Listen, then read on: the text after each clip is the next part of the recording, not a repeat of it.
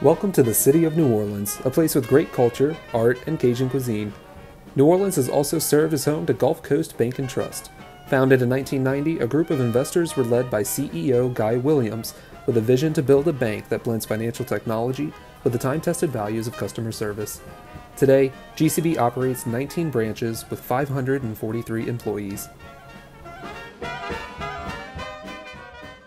GCB outperforms peers in terms of return on equity, which is driven by a strong return on assets, but peers operate with slightly less leverage.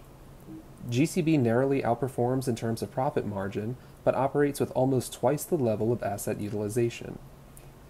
GCB's loan portfolio is weighted primarily in real estate and C&I loans for a total portfolio value of $1.3 billion. By leveraging fintech, they grow portfolio assets at a faster rate than physical premises. In the last 5 years, GCB steadily increases both regulatory and equity capital. GCB maintains higher liquidity with less deviation than their peers. We started in New Orleans with just one branch, built more on the South Shore, and then after Katrina realized we needed to migrate north. So we opened in Baton Rouge, North Shore, and that's going to be our geographic footprint for the foreseeable future. Back then, pre-Katrina, just people didn't realize how vulnerable we were. Everyone, again, your cell towers went down, all of that stuff went down, 504 went down. And you can talk to the communications companies, to AT&T, how would they handle that? Well, they go down. Those 504 won't go down again in a Katrina. So everything's changed since then. You may say whatever you want about us pre-Katrina, but since then we haven't sat around. People now come and look at us as to how to do it. And those places that haven't seen a Katrina-like event, will still suffer the same things we did if they didn't learn the lessons. We just won't go down. That's the difference. That's key after disaster, is having access to your funds. So the technologies now, I think, help people quicker than they did after Katrina. The accessibility, I think, is a big issue. Like we talk about the remote deposit capture potential you can do now, and the mobile banking apps and all that. That wasn't there after Katrina. Team Southeastern developed a 22-question survey to learn more about customers' opinions on fintech and banking, and found that customers want dual service, technology, and proximity. The majority of both demographics agree that relationships are somewhat to not important. However, baby boomers appear to value relationships more than millennials. Millennials appear least connected to banks. Half of millennials know no bank employees, compared to 35% of baby boomers. More baby boomers know 3 or more employees, which supports the importance of relationships to this generation. Millennials show more sensitivity to technology, with 68% saying they would switch to another bank that offered more fintech services, compared to 35% of baby boomers. Furthermore, only 10% of millennials said they would be unlikely to consider the switch. While technology is more important to millennials, physical locations are more important to baby boomers. Both demographics said they would be likely to move deposits if they relocated, but baby boomers are more likely to move deposits than millennials. 0% of baby boomers would be unlikely to move deposits. This relationship is potentially explained by the use of fintech. Younger customers adopt fintech-based services, like mobile banking, which allow them to be less dependent on physical branch locations. The survey went on to identify the most important fintech services to each demographic. Majority of millennials would leave their bank if they were not offered mobile features such as mobile deposits, mobile payments, and mobile apps. In contrast, majority of baby boomers would leave if they were not offered bill payment services. Both demographics agree on the importance of online banking. We see that shift to more technology, which is great. People love it until they want to talk to somebody. On one hand, we've come a very long way, but on the other hand, we recognize that banking is still about relationships. Our customers, albeit don't come into the bank every day or every week, they still come in and they still want to have that interaction. The balance of that is one of our challenges.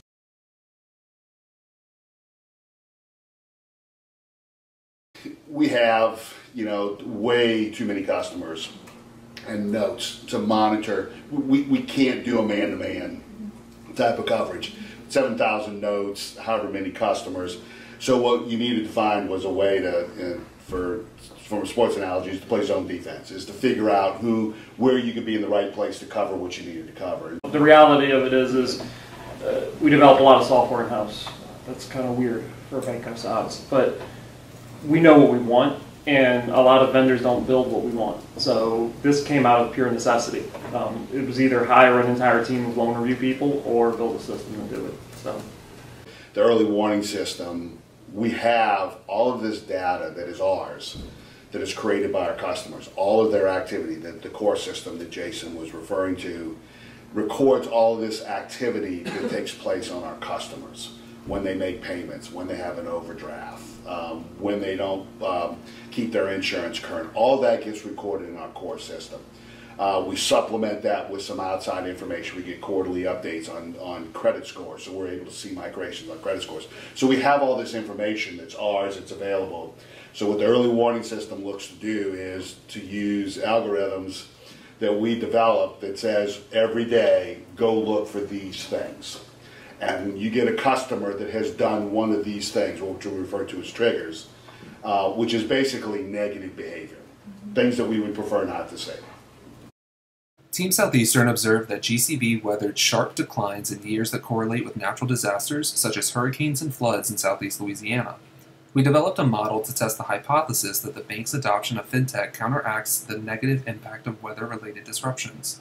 We developed 6 ordinary least squares regression models to further analyze the relationship among financial technology and disruptions in Southeast Louisiana and the net impact on GCB.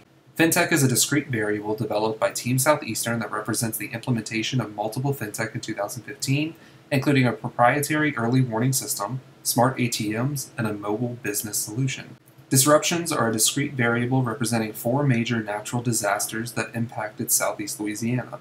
Louisiana GDP acts as a time trend and explanatory variable for macroeconomic activity. Each model includes a single autoregressive term for each of the dependent performance measures to eliminate serial correlation. In each of the models, both weather disruptions and the fintech variables are statistically significant. As expected, marginal analysis provides evidence that disruptions negatively impact earnings performance, but most importantly, the models provide evidence that the positive effect of fintech offsets the negative impact of business disruptions.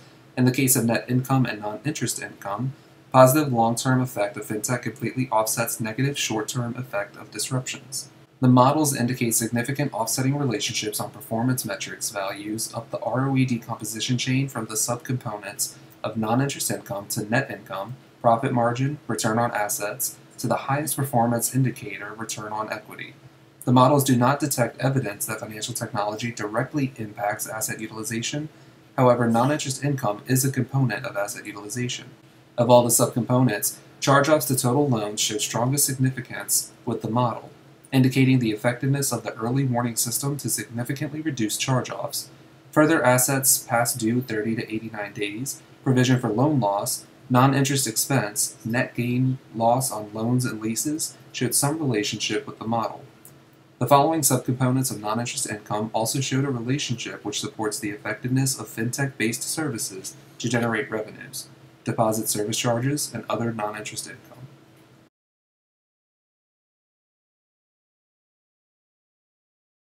The blockchain technology, I think, could revolutionize how we do financial services. And that technology, I think, is something that somebody in the industry is going to have to figure out. What is it going to mushroom into? I don't know the answer to that. But I think that is where you all come in. Mm-hmm. Keep asking those questions, digging into that, understanding the technology of it and how does it fit. And I think it does fit.